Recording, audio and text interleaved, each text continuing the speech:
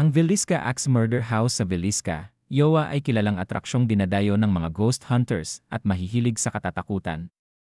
Ito ang lugar ng isang malagim na hindi nalutas na pagpatay noong 1912, kung saan 6 na bata at 2 matatanda ang brutal na pinaslang. Binasag ang kanilang mga bungo gamit ang palakol ng isang hindi nakilalang salarin. Noong 1974, binili ang bahay, ibinalik sa itsurang katulad ng noong 1912 at ginawang destinasyong panturista.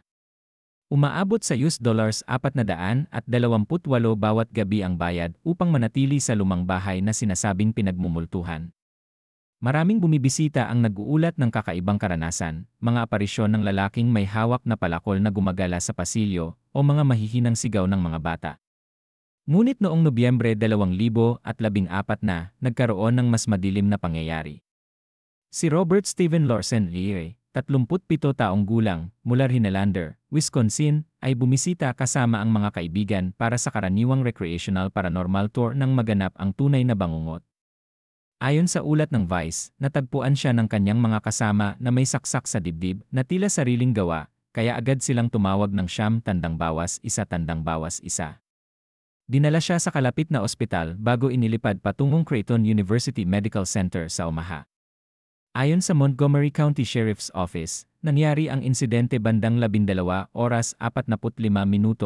halos kaparehong oras kung kailan nagsimula ang mga pagpatay noong 1912.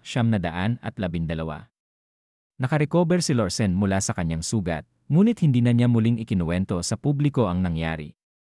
Para kay Martha Lynn, ang may-ari ng bahay, labis na nakababahala ang insidente, publicity siya, pero hindi ito ang uri ng publicity na gugustuhin mo.